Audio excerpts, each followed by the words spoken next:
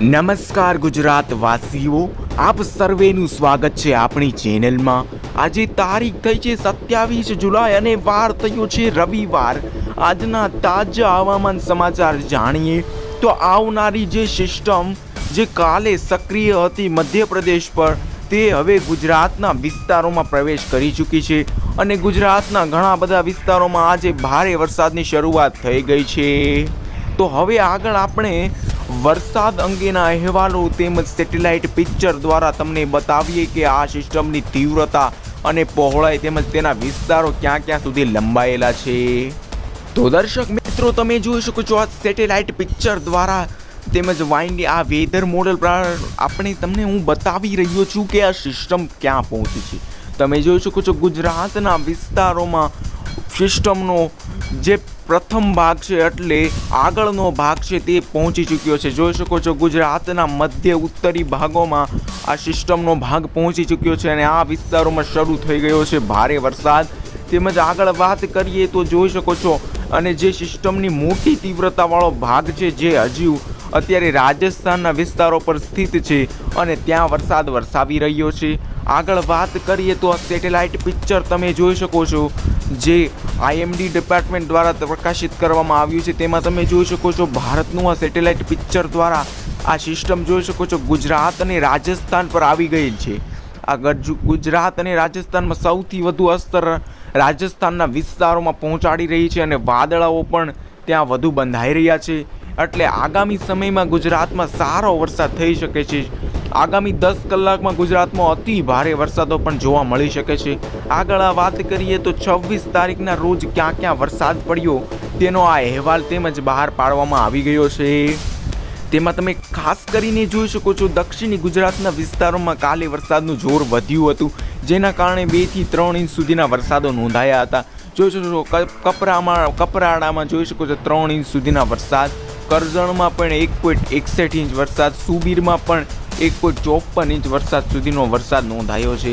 જોઈ શકો છો ઓલપાડમાં પણ 1.42 ઇંચ, ધરમપુર, બોડેલી, માંડવી, કામરેજ, વ્યારા, સુરત સિટી, પાલડી, વડોદ, વાપી, મહુવા, ભચાઉ સાઈડના વિસ્તારો, ખેરવા, વલસાડ, પલસાણા, સોજિત્રા, આ બધા જ વિસ્તારોમાં 1 થી લઈને 1.5 ઇંચ સુધીના વરસાદો નોંધાયા છે અને ઘણા વિસ્તારોમાં તમે જોઈ શકો છો 1 ઇંચ સુધીના પણ વરસાદો અહીં બતાવી રહ્યા છે। તેમજ જોઈ શકો છો હવામાન નિષ્ણાંત એવા અંબાલાલ પટેલે ફરી વરસાદની આગાહી કરી છે। 27 જુલાઈ બાદ મેઘરાજા ગુજરાતમાં ભૂક્કા બોલાવશે તેમજ ઓગસ્ટ મહિનાની શરૂઆત સુધી રાજ્યમાં ભારે વરસાદ થશે। તો 27-28 જુલાઈએ રાજ્યના કેટલાક ભાગો જળબંબાકારથી ત્યજી રહેશે તેમજ આ વિસ્તારોમાં 8 થી 10 ઇંચ સુધીના વરસાદ નોંધાશે। તેમજ આ 28 તારીખનું છે આગાહી, જેમાં જોઈ શકો છો બનાસકાંઠા, સાબરકાંઠા જિલ્લામાં અતિ ભારે વરસાદને લઈને ઓરેન્જ એલર્ટ આપી દેવામાં આવ્યા છે।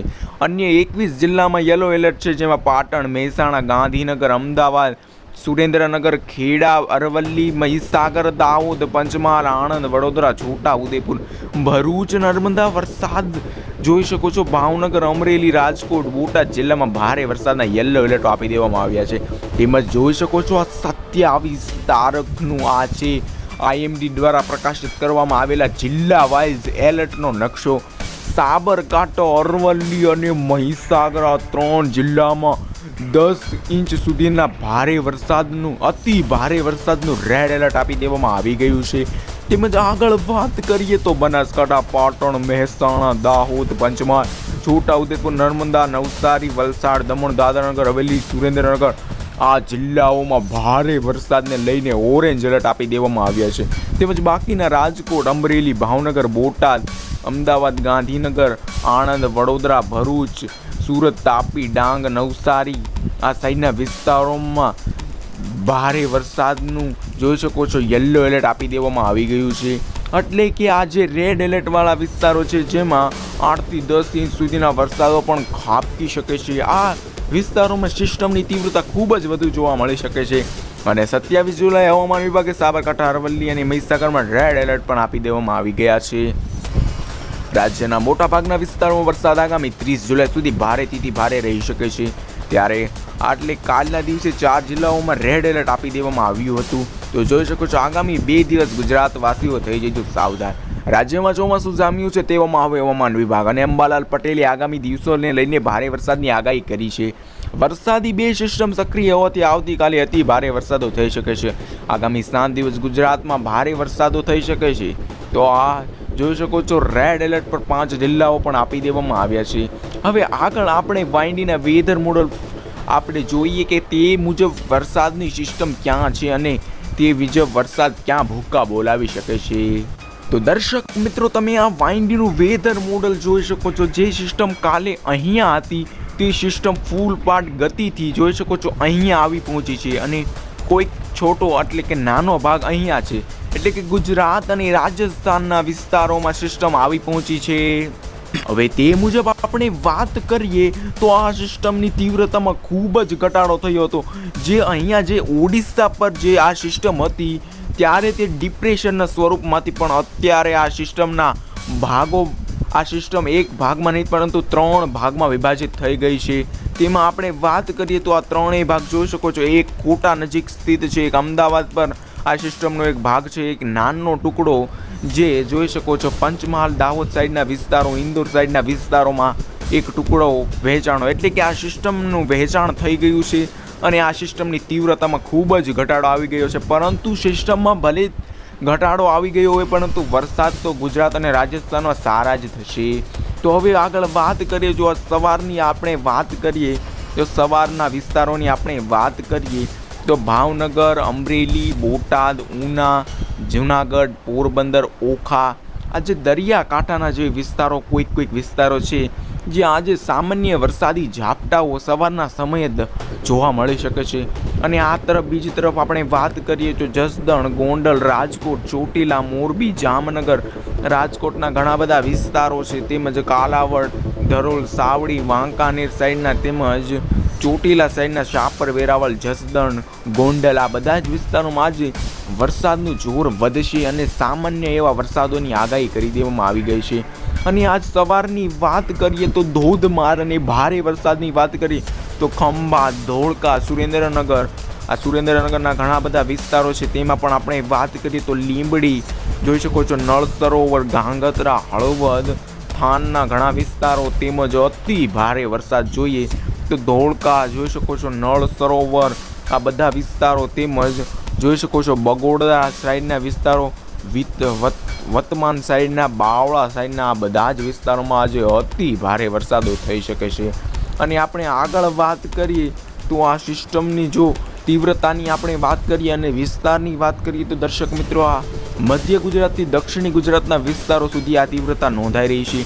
તેમજ નડિયાદ સાઈડના વિસ્તારો, ગોધરા, કપડવંજ, લુણાવાડા, બોડેલી, વડોદરા, આ બધા જ વિસ્તારોમાં આજે સામાન્ય કરતાં વધુ વરસાદ પડી શકે છે. તેમજ જોઈ શકો છો ચાંપાનેર, આણંદ, બોરસદમાં પણ સારા એવી વરસાદની જોવા મળી શકે છે અને કોઈક વિસ્તારોમાં ભારે વરસાદ થઈ શકે છે. તેમજ ડુંગરપુર સાઈડના પાલનપુર, મહેસાણા, સુઈગામ, બનાસકાંઠા, સાબરકાંઠા, અરવલ્લી, ગાંધીનગર, દાહોદ છે, પંચમહાલ છે, જોઈ શકો છો બળવાની છે, વડોદરાના કોઈક વિસ્તારો છે તેમાં સામાન્ય એવા વરસાદ પડી શકે છે. નંદુબાર, સુરત, વલસાડ, ડાંગ, નવસારી, આહવા સાઈડના વિસ્તારો છે જે દક્ષિણી ગુજરાતના વિસ્તારોમાં આજે અતિ ભારે વરસાદો જોવા મળી શકે છે. એમાં ખાસ વ્યારા, ભરૂચ સાઈડના વિસ્તારો, નવાપુર, આહવા, સુરતના ઘણા એવા વિસ્તારો છે જે સારા વરસાદ થઈ શકે છે. તેમાંય આપણે વધુ વાત કરીએ તો સાચીન જોઈ શકો છો, ડુમાસ, સાવલી સાઈડના વિસ્તારો, આ બધા જ વિસ્તારોમાં આજે સારા એવા ભારે વરસાદો નોંધાઈ શકે છે. આજે બપોરની વાત કરીએ તો આજે બપોરના સમયે તમે જોઈ શકો છો, આજે બપોરના સમયે આ સિસ્ટમની તીવ્રતા મધ્ય ગુજરાતથી થોડું ઉપર જતી રહેશે અને સમગ્ર ગુજરાતમાં સારો વરસાદ થઈ શકે છે. પરંતુ કચ્છના વિસ્તારોમાં સામાન્ય વરસાદી ઝાપટાઓ જ નોંધાશે, કોઈ પણ ભારે વરસાદ પડશે નહીં. આમાં આપણે વાત કરીએ તો ભારે વરસાદની વાત કરીએ તો હિંમતનગર, મહેસાણા, વિરમગામ, લુણાવાડા, કપડવંજ, ખેડબ્રહ્મા, અમદાવાદ, ગાંધીનગર જોઈ શકો છો, બાલાસિનોર, બાયડ, માણસા, ગાંધીનગર, કડી, મોઢેરા, હિંમતનગર, મોડાસા, મેલપુર, લુણાવાડા, આ બધા જ વિસ્તારોમાં અતિ ભારે વરસાદ જોવા મળી શકે છે. આ તરફ જોઈ શકો છો દસાડા, વિરમગામના વિસ્તારોમાં પણ અતિ ભારે વરસાદ શરૂ થઈ જશે. આ તરફ વાત કરીએ તો જોઈ શકો છો ઈડર સાઈડના વિસ્તારો જોઈ શકો છો, વડનગર, સિદ્ધપુર, પાટણ, ચનાસણા સાઈડના વિસ્તારોમાં પણ સારા એવી વરસાદની આગાહીઓ કરી દેવામાં આવી છે. તેમજ આ સિસ્ટમ તમે જોઈ શકો છો રાજસ્થાનના વિસ્તારોથી થોડી બપોર બાદ ગુજરાતના વિસ્તારોમાં એક ભાગ વધુ આવી શકે છે અને સારો વરસાદ થઈ શકે છે. ભારે વરસાદ જે 8 થી 10 ઇંચના હતા તે પણ આજે નોંધાઈ શકે છે. તેમજ આગળ વાત કરીએ તો જોઈ શકો છો આજ રાત્રિના સમયની વાત કરીએ તો જે ટુકડાઓ હતા તે ટુકડાઓ એક સાથે ભેગા થઈ જશે અને પાછી સિસ્ટમનું સ્વરૂપ મોટું થઈ જશે. અને વાત કરીએ તો જોઈ શકો છો આજે રાત્રિના 4 થી 5 એટલે કે કાલે આજ રાત્રિના સમયે પણ જોઈ શકો છો ઉત્તર મધ્ય ગુજરાતના વિસ્તારો છે ત્યાં વરસાદ અતિ ભારે થઈ શકે છે.